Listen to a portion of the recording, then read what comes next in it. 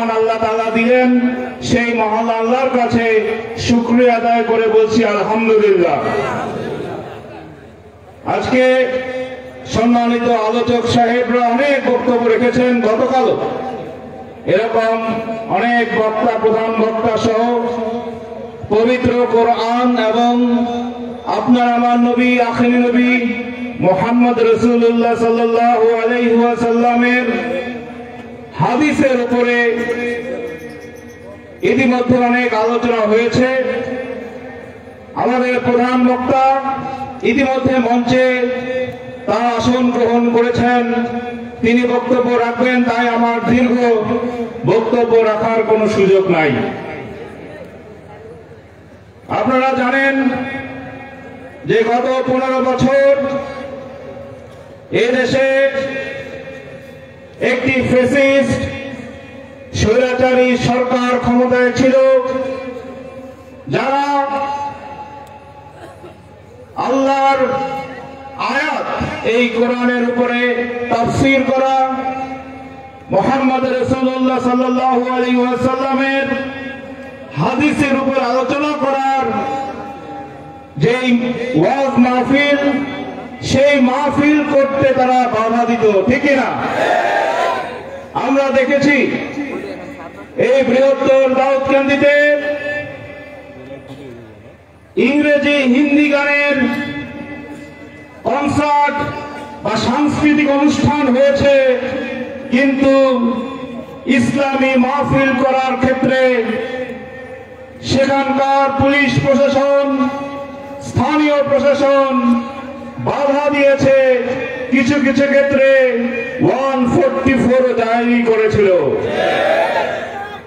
আমার প্রশ্ন যে আমার এই 92% মুসলমানের দেশে, বাংলাদেশে পবিত্র কোরআন এবং হাদিসের উপরে আমাদের বিজ্ঞ আলোচক বৃন্দ আলোচনা করতে কেন পুলিশ বা প্রশাসনের অনুমতি লাগবে আমার বুঝে আসে না।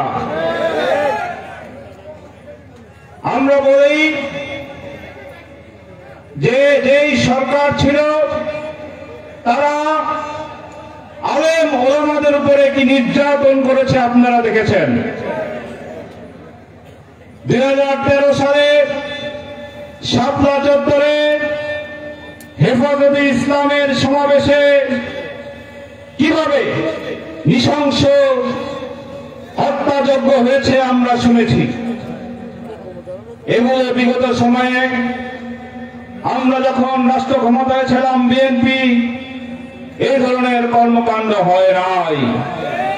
আমরা 4 দলীয় ঐক্যজোট, বাংলাদেশ জাতীয়তাবাদী দল, বাংলাদেশ জামাত ইসলামী, ইসলামী ঐক্যজোটের নেতৃত্বে আমাদের যেই সরকার ছিল, সেখানে এমন এমন বিশেষ ইসলামিক চিন্তাবিদরা ছিলেন যারা সারা বাংলাদেশে কোরআনের পক্ষে, হাদিসের পক্ষে, আপনার আমার নবীর পক্ষে তারা বিশাল বিশাল সম্মেলন করেছেন। কোন বাধা উপেক্ষা করে কোনো বাধা দেওয়া হতো না। আলহামদুলিল্লাহ 5ই আগস্ট ছাত্র জনতার গণঅভ্যুত্থানে সেই ফ্যাসিস্ট সরকারের পতনের পরে আমরা আমাদের তিতাস দাউদকান্দি নয়, হোমনা মেঘনা নয়, সারা বাংলাদেশেই দেখছি যেখানে ইসলামী মাহফিল হচ্ছে সেখানেই কোন ধরনের প্রশাসনিক বাধাবিহীন এই ইসলামী মাহফিল গুলো হচ্ছে। যদিও আমরা রাষ্ট্র ক্ষমতায় নেই, তবুও আমরা স্থানীয় প্রশাসন, পুলিশ প্রশাসনকে অনুরোধ জানিয়েছি, আমাদের এলাকায় যেখানে যেই মাদ্রাসায় আমাদের মাদ্রাসা কমিটি এই মাহফিল করার জন্য ইচ্ছা প্রকাশ করবে, তাদের কোন ধরনের অনুমতির প্রয়োজন হবে না। বিনা অনুমতিতেই প্যান্ডেল করে মাইক লাগিয়ে তারা আমার আপনার ইসলাম সম্পর্কে তারা আলোচনা করবে। কিভাবে ওনারা কি আলোচনা করেন যে সকাল থেকে রাত পর্যন্ত আমার আপনার এই পবিত্র কোরআন এবং হাদিসের আলোকে আপনি আমি কিভাবে জীবন জীবিকা করব এবং কিভাবে সৎভাবে ইসলামী কায়দায় কিভাবে জীবন যাপন করব, এই কথাই তো বলে, তাই নাকি? এর বাইরে তো কিছু বলে না। ইসলাম হচ্ছে প্রকৃত জীবন ব্যবস্থা। তাই আজকে আর দীর্ঘ বক্তব্য না রেখে আমি শুধু এটুকুই বলবো, আগামী দিনে যদি 2025-এ জাতীয় সংসদ নির্বাচন হয় আর আপনাদের ভোটে যদি বাংলাদেশ জাতীয়তাবাদী দল রাষ্ট্র ক্ষমতায় আসে, যতদিন আমরা ক্ষমতায় থাকবো কোন বাধাহীন ভাবে আপনারা ইসলামিক মাহফিল করবেন ইনশাআল্লাহ। আর আরেকটা কথা বলে বক্তব্য শেষ করব।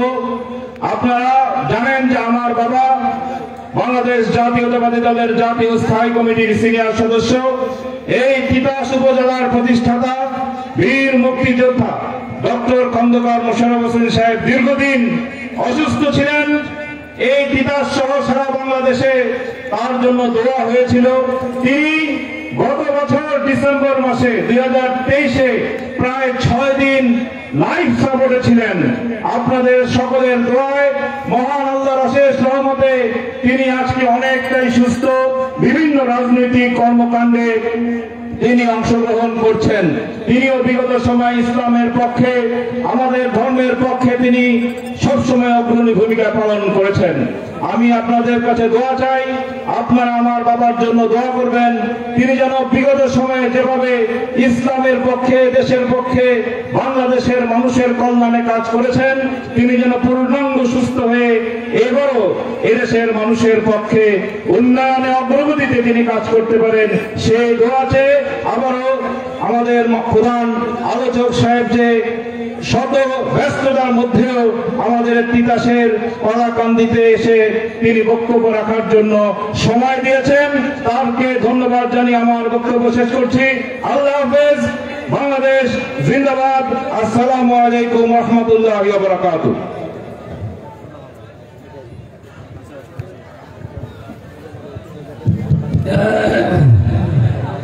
আসসালামু আলাইকুম ওয়া রাহমাতুল্লাহি ওয়া বারাকাতুহু।